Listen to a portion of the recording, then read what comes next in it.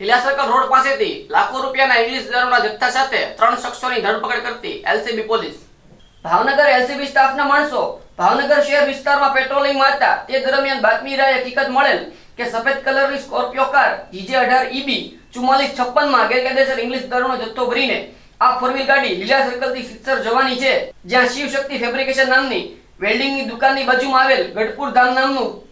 મકાન, જેમાં વિશાલભાઈ છગનભાઈ ભટ્ટના મકાનમાં ભાડે રહેતા જયપાલભાઈ ભોગવટ્ટાના રહેણાંકી મકાનમાં સંતાડી રાખેલ છે। જે બાતમીના આધારે રેડ કરતા આરોપી નિતેશ વાઘેલા તથા રાહુલભાઈ વાઘેલા બંને રહે આખલો જકાતનાકા ભાવનગર તથા જયપાલ ચાવડા રહે હિલ પાર્ક સ્પોર્ટ્સ કોમ્પ્લેક્સની બાજુમાં ભાવનગર વાળાને ઝડપી લઈ ઇંગ્લિશ દારૂની બોટલ 1404 નંગ જેની કિંમત ₹2,75,892 તથા એક કાર સહિત 14,90,892 ના મુદ્દામાલ સાથે ઝડપી લીધા હતા। જ્યારે રાજુ સોગાભાઈ બિશ્નોઈ રહે રાજસ્થાન વાળાને પકડવાની તજવીજ હાથ ધરી હતી।